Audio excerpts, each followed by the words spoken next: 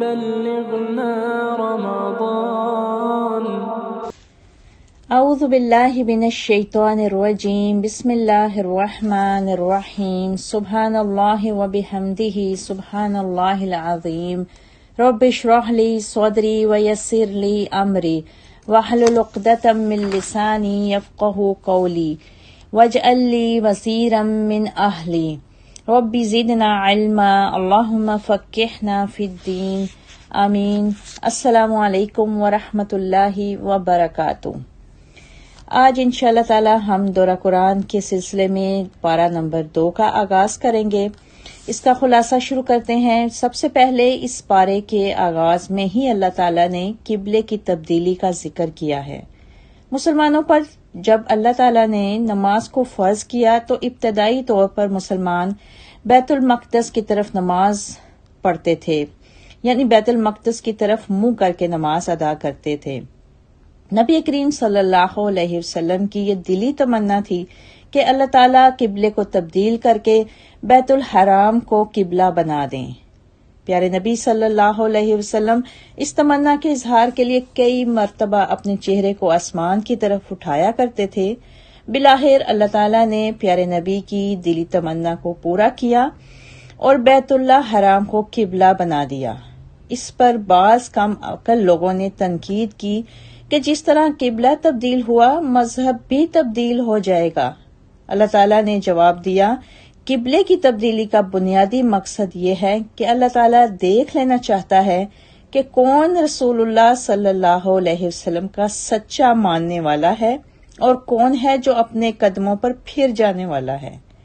ورنہ جہتیں طرفیں تو ساری کی ساری اللہ تعالیٰ کی بنائی ہوئی ہیں. مشرق اور مغرب سب اللہ کے لیے ہیں اور وہ جس کو چاہتا ہے صراط مستقیم پر چلا دیتا ہے. اس کے بعد اس بارے میں اللہ تعالیٰ نے اس بات کا بھی ذکر کیا آیت 146 میں کہ اہل کتاب کے پختہ علم والے لوگ جو تھے وہ رسول اللہ کو اس طرح پہچانتے تھے جس طرح اپنے باپ اپنے بیٹوں کو پہچانتے ہیں. آیت 152 میں اللہ تعالیٰ نے حکم دیا کہ اس کے بندوں کو اس کا ذکر کرنا چاہیے. اللہ تعالیٰ نے فرمایا فَاذْكُرُونِي أَذْكُرْكُمْ وَاشْكُرُوا لِي وَلَا تَكْفُرُونَ. تم میرا ذکر کرو میں تمہارا ذکر کروں گا، اور میرا شکر ادا کرو اور میری ناشکری نہ کرو. اس کے بعد اس پارہ میں اللہ تعالیٰ نے اپنے مومن بندوں کو مخاطب ہو کر کہا، اے ایمان والو صبر اور نماز سے مدد حاصل کرو، بے شک اللہ صبر کرنے والوں کے ساتھ ہیں. یا ایھا الذین آمنوا استعینوا بالصبر والصلاۃ ان اللہ مع الصابرین. اس کا مطلب یہ ہے کہ جب بھی انسان مشکل میں ہو اس کو مصیبت سے نجات حاصل کرنے کے لیے نماز اور صبر کا راستہ اختیار کرنا چاہیے، اس لیے کہ اللہ تعالیٰ کی تائید، نصرت اور محبت صرف اور صرف صبر کرنے والوں کے ساتھ ہوتی ہے. اس کے بعد اللہ تعالیٰ نے بتایا کہ صفا اور مروہ اللہ تعالیٰ کی نشانیاں ہیں، بس جو کوئی بھی حج اور عمرہ کرے اس کو صفا اور مروہ کا طواف لازمی کرنا چاہیے. اور آگے اللہ تعالیٰ نے ان لوگوں کا ذکر کیا جو اللہ تعالیٰ کے احکامات اور اس کی آیات کو چھپاتے ہیں. اللہ تعالیٰ نے ارشاد فرمایا، ایسے لوگوں پر اللہ اور لعنت کرنے والوں کی لعنت ہے، یعنی ایسے لوگ اللہ کی رحمت سے محروم رہیں گے. یہاں پر مسلمانوں کو تنبیہ کی جا رہی ہے کہ اللہ کے احکامات اور آیات کو واضح طور پر عمل میں لائیں اور علماء یہود کی طرح مذہب کو صرف گرجوں اور مساجد تک محدود نہ رکھیں.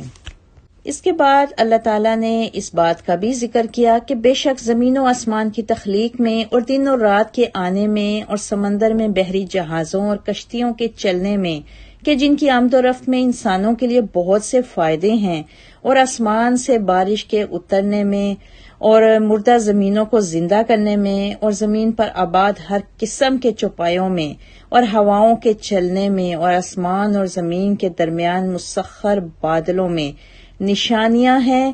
کن کے لیے؟ عقل والوں کے لیے، کہ وہ ان نشانیوں کو دیکھیں اور دیکھ کر اپنے خالق اور مالک کو پہچانیں. اس کے بعد آیت 177 میں اللہ تعالیٰ نے حقیقی نیکی کی طرف اشارہ کیا. لیس البر ان تولوا.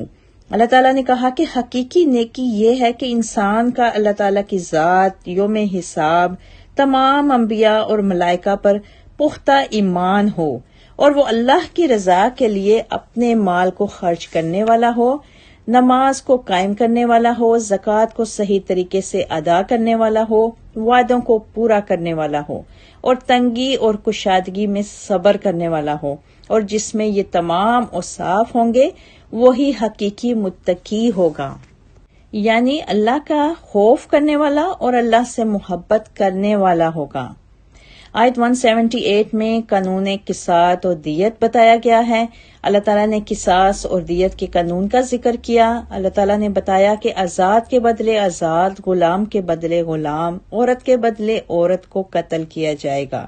تاہم اگر کوئی اپنے بھائی کو دیت لے کر معاف کر دے تو یہ اللہ تعالیٰ کی طرف سے رخصت ہے، لیکن زندگی بہرحال قصاص لینے میں ہی ہے، یعنی دیت کی گنجائش کے باوجود قصاص لینے ہی سے معاشرے میں بدامنی کے خاتمے کا باعث ہوتا ہے۔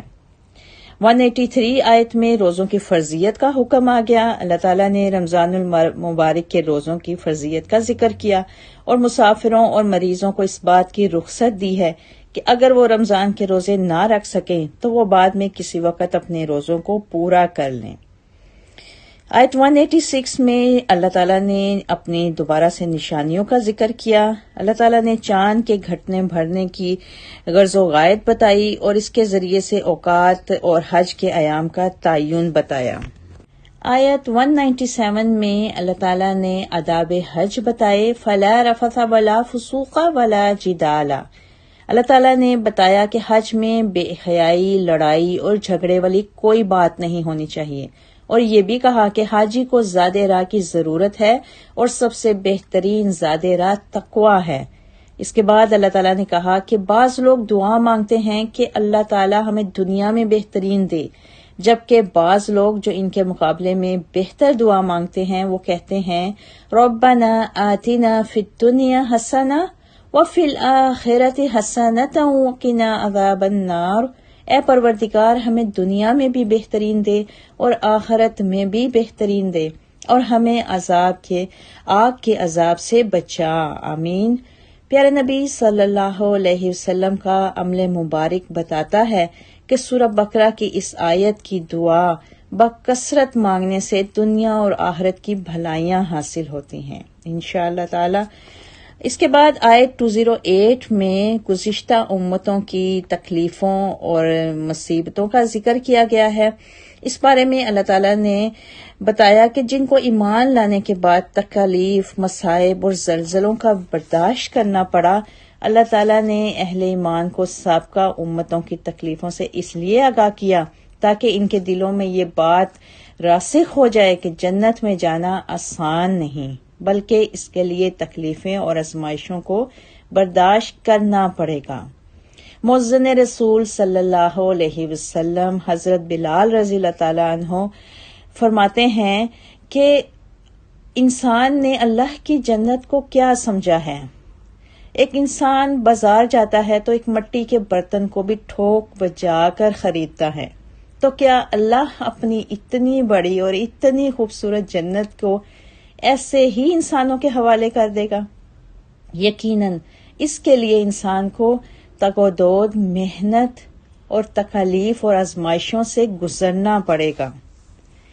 پھر مزید اس بارے میں صحابہ کرام کی استقامت کا ذکر کیا گیا۔ صحابہ کرام نے اللہ تعالیٰ کے اس فرمان کا جو اللہ تعالیٰ نے آیت 208 میں بتایا کہ تکالیفوں اور پریشانیوں کو برداشت کرو، اس کا اتنا اثر لیا اور اللہ تعالیٰ کے راستے میں پھر صحابہ کرام نے بے مثال قربانیاں دیں۔ حضرت بلال رضی اللہ تعالیٰ عنہ کو ہرا کی تپتی ہوئی سرزمین پر لٹایا گیا، تپتی ریت پر اس کی کمر کو جھلسایا گیا اور ان کے سینے پر بھاری پتھر کو رکھا گیا۔ آپ رضی اللہ تعالیٰ عنہ کے سینے میں سانس تنگ ہو گیا، لیکن پھر بھی آپ نے عہد عہد کا نعرہ بلند کیا۔ حضرت سمیہ کی مثال ہمارے سامنے ہے، ان کو ظلم کا نشانہ بنایا گیا۔ ابو جہل نے ان کے جسم کے نازک حصوں پر نیزوں کی انی کو مارا اور ستم پر ستم کہ آپ کی ایک ٹانگ کو ایک اونٹ کے ساتھ اور دوسری ٹانگ کو دوسرے اونٹ کے ساتھ باندھا گیا، پھر ایک اونٹ کو ایک طرف ہانکا گیا اور دوسرے اونٹ کو دوسری طرف ہانکا گیا۔ سمیہ کا وجود چرچرایا اور 2 ٹکڑوں میں تقسیم ہو گیا۔ حضرت سمیہ رضی اللہ تعالی عنہا نے جام شہادت کو نوش کیا، لیکن اللہ کی توحید سے ہٹنا گوارا نہیں کیا۔ حضرت زنیرہ ایک بوڑھی خاتون تھیں۔ ابو جہل ان کو ظلم و تشدد کا نشانہ بناتا رہا، یہاں تک کہ آگ کے انگاروں پر سلاخوں کو تپانے کے بعد ابو جہل نے لوہے کی ان سلاخوں کو زنیرہ کی آنکھوں میں سلائیوں کی طرح پھیر دیا۔ حضرت زنیرہ نے صبر و استقامت کی نئی تاریخ رقم کی اور اللہ تعالیٰ کے راستے میں آنے والی ہر تکلیف کو خندہ پریشانی کے ساتھ برداشت کیا۔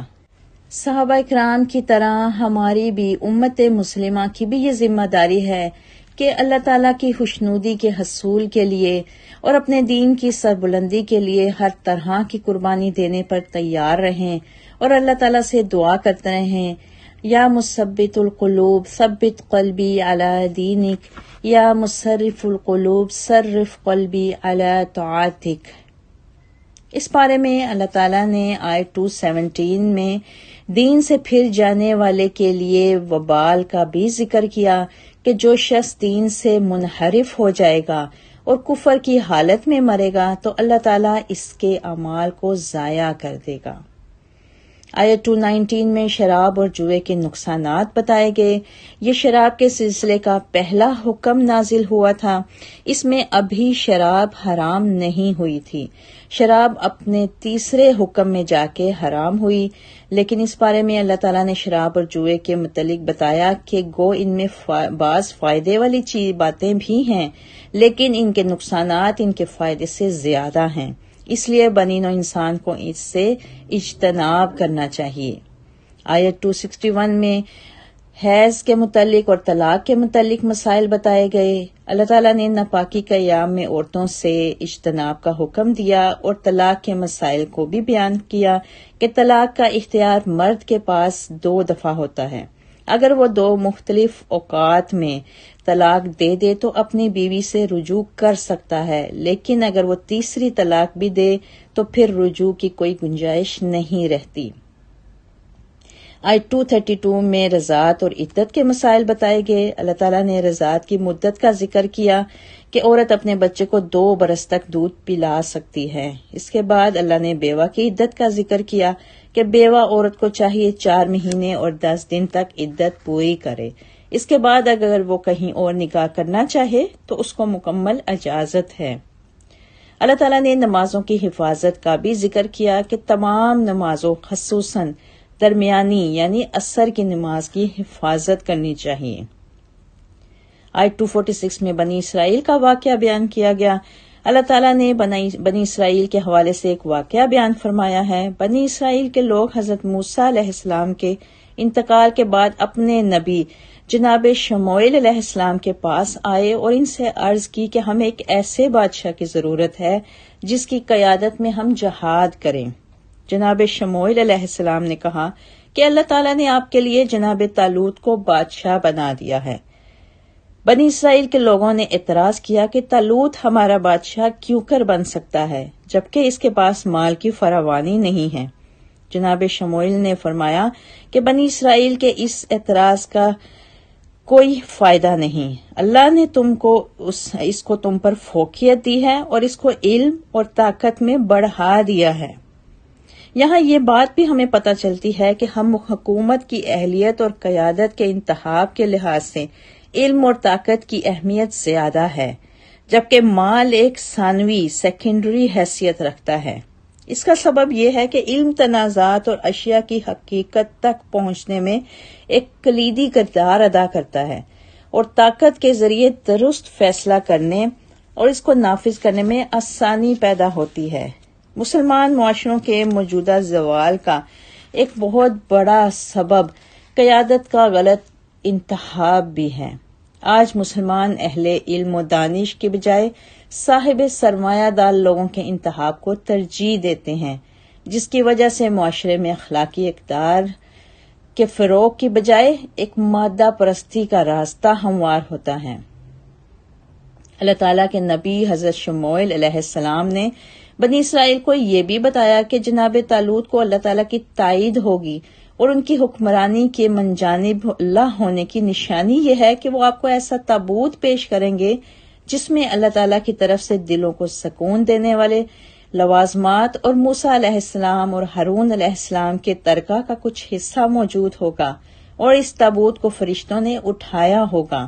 اتنی بڑی نشانی کو دیکھ کر بنی اسرائیل کے لوگ طالوت کو اپنا قائد اور رہنما ماننے کے لیے تیار ہو گئے۔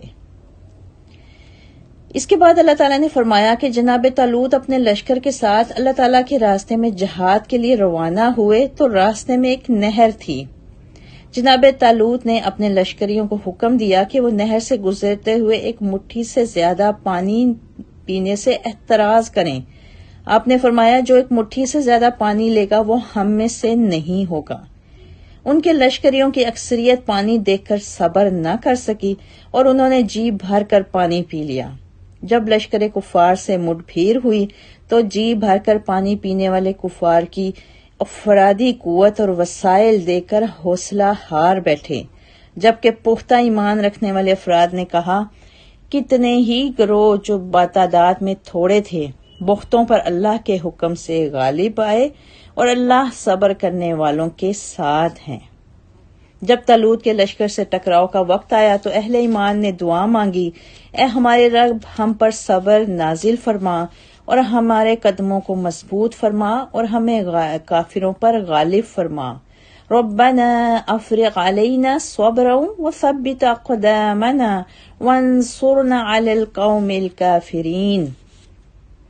اور پارے کے آخر میں اللہ تعالیٰ نے لشکر جالوت پر طالوت اور اس کی جماعت کو غالب کر دیا، اور طالوت کے لشکر میں موجود جناب داؤد علیہ السلام نے جالوت کو قتل کر دیا۔ بعد ازاں اللہ تعالیٰ نے داؤد علیہ السلام کو حکومت عطا فرمائی۔ طالوت کے واقعے میں ہم سب کے لیے ایک بہت بڑا سبق یہ ہے کہ اگر مسلمان پوری عالم کے استقامت کا مظاہرہ کریں تو اللہ تعالیٰ ان کی مدد بھی فرمائے گا اور کافروں کو ان کے مقابلے میں مغلوب بھی کرے گا۔ اللہ تعالیٰ سے دعا ہے کہ اللہ تعالیٰ دوسرے پارے کے ان تمام مضامین کو ہمیں سمجھنے کی توفیق عطا فرمائے اور ان سے حاصل ہونے والے سبق پر ہمیں عمل کرنے کی بھی توفیق اور صلاحیت عطا فرمائے۔ آمین یا رب العالمین۔ وآخر دعانا ان الحمد للہ رب العالمین۔ سبحان ربک رب العزت عما یصفون وسلام علی المرسلین والحمد للہ رب العالمین وما علینا الا البلاغ۔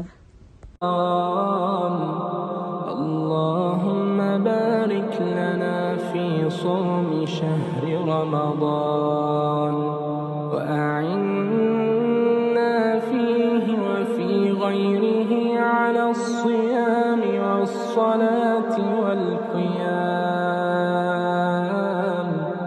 وعلى تلاوة القرآن وقطع عنا حزب الشيطان وزحزحنا عن النيران وامنن علينا بالتوبة والغفران والقبول والرضوان اللهم بلغنا رمضان اللهم بلغنا رمضان اللهم حبب إلينا الإيمان وزينه في قلوبنا وكره إلينا الكفر والفسوق والعصيان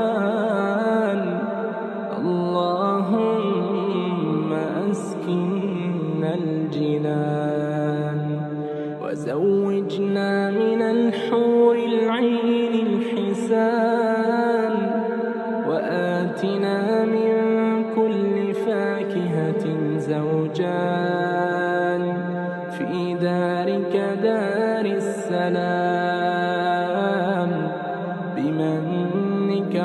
فضلك وجودك وكرمك وإحسان لطفك يا ذا الجلال والإكرام. اللهم وبلغنا رمضان، اللهم وبلغنا رمضان، وارزقنا صيامه وقيامه